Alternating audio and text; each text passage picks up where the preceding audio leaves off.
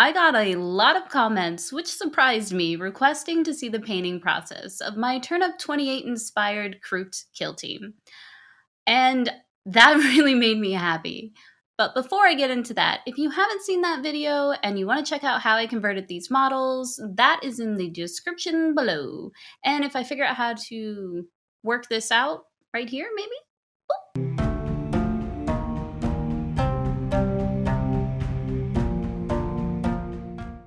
To me, Turnip28 is this beautiful combination of grit and wacky characters. I like to call it whimsical grimdark. Now, I have yet to play Turnip28, but I have been heavily inspired lately by the aesthetics of it. The thing I love the most about Turnip28's style, well, besides the creepy plant conversions and little critters, is it's supposed to look bad, but in the best way possible. It is perfectly imperfect, or imperfectly perfect? Whichever way you say it, it works. I'm gonna try to do my crew quick and dirty. But when I say quick, for me, I'm talking about a comfortable amount of time you're willing to spend on each model that isn't speed painting or being super heavily detailed. So, since I'm not a huge speed painter, that's about 2 hours or less on each model for me, which I did for this project. My first test model took about 2 hours to plan everything out. Once I decided on my plan of attack, I started to batch paint the rest of the models. There are 12 Kroot models for this kill team, and overall it took me less than 14 hours to finish all of them. I broke this down into about 2 painting sessions, but you can definitely tailor this painting style to be a lot quicker than what I did. Use more dry brushing, less edge highlighting, and details. I always start out with the skin first. I'm using Battlefield Brown from P3, Olive from Vallejo Model Color, and Yellow-Green from Pro Acryl. I did a 50-50 mixture of the olive and yellow-green for a mid-tone. Using the help of a zenithal highlight to speed up the process here, I'm thinning the brown down slightly and slapping a light coat of that all over the model, minus the metal areas. You don't have to be neat about it. This is just to establish that dirty undertone. You could do this through an airbrush to speed up the process as well. I'm thinning down the olive green just like the brown and applying a coat of that over the skin areas. Next, I'm taking the olive green that isn't thinned down and tapping a layer of that on all the raised areas of the flesh. I'm going to repeat this process with the mixture of the olive and yellow green, just tapping in smaller areas this time.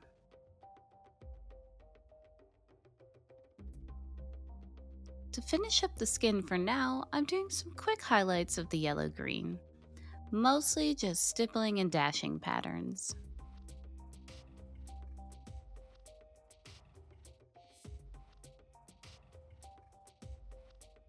For the beaks, I base coat it with a black-brown from Pro Acryl, and I'm going to work up a mixture of that and Vallejo buff to make quick lines around the beaks for texture.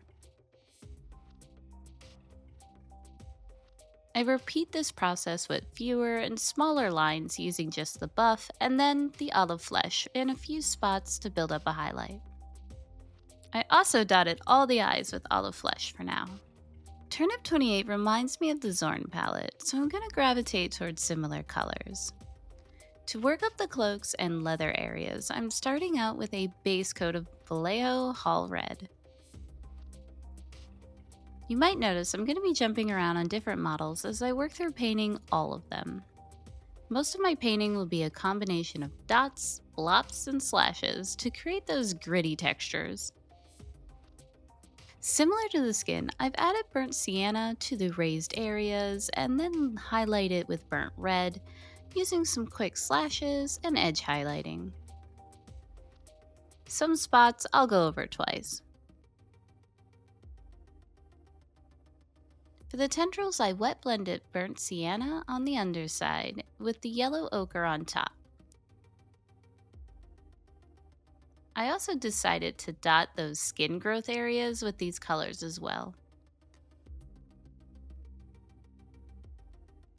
Then I took the olive flesh and highlighted the tendrils with some lines.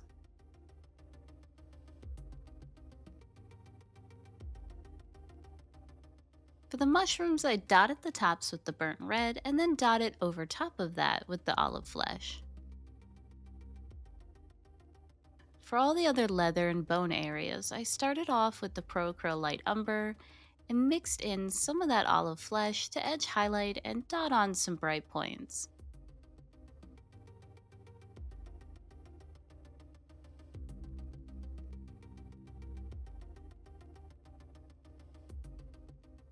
To darken up some of the brown leather areas, I added a little bit of that black brown into the shadows.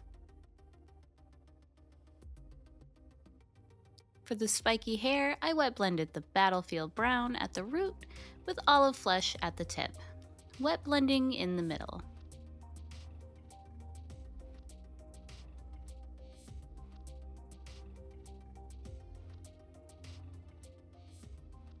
For the bases, I simply wet blended a combination of all the browns together, slopping them around to make it dirty.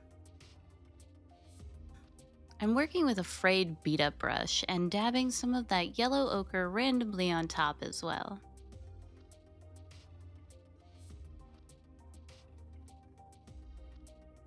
Before I move on to the metallics, I'm going to take a flat makeup brush and dry brush some of that olive flesh all over.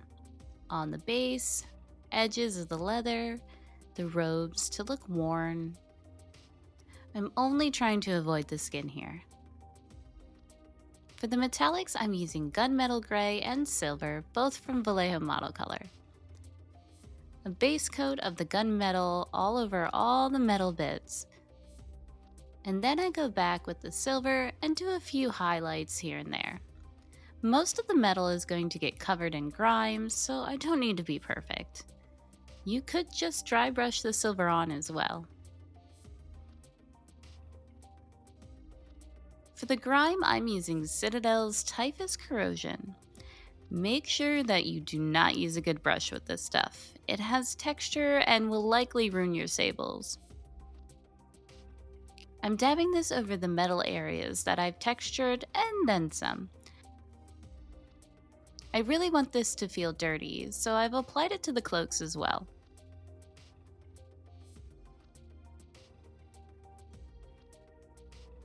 The painting process is almost done. Friendly reminder to make sure you close your pots properly. I'm switching over to Agrax Earthshade now. Just dip it right in. Just kidding. Sort of. I religiously coated all of the models, just slapping it on everywhere, wiping away some of it from the skin areas with a wet brush. You can use any dark brown wash or an oil wash if you prefer. Just make sure to wipe away any areas that might create puddles. Once the models are dry, you can see that the wash was just a nice unifying filter.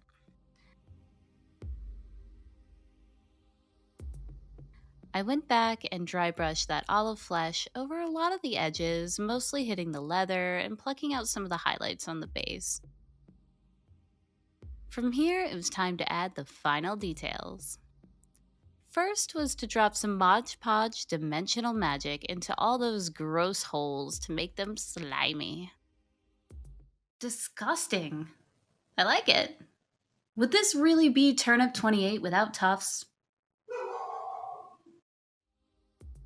I'm going to use these brown and green Tuffs.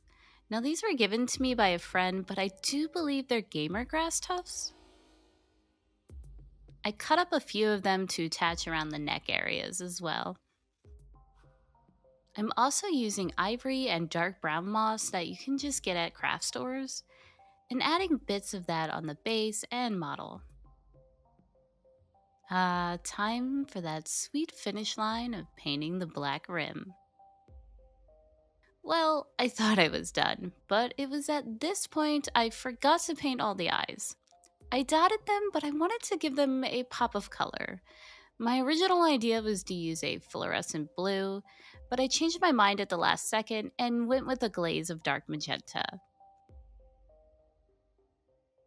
I'm still second guessing whether the blue or teal would have been a better idea than the magenta. I don't know. Let me know in the comments what you think. Overall, I am proud of how these came out. I think they're gritty and they're gonna look great on the tabletop.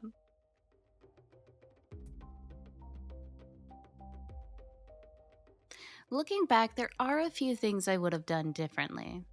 One, I should have added the Typhus corrosion after the Agrax Earthshade because it washed it out a little bit, and I did go back and have to touch up a few areas to make them brighter.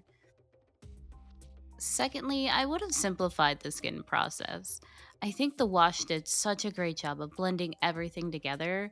I could have probably skipped the midtone mixture and gone straight up to the yellow green highlight and been fine. But these are things you learn along the way.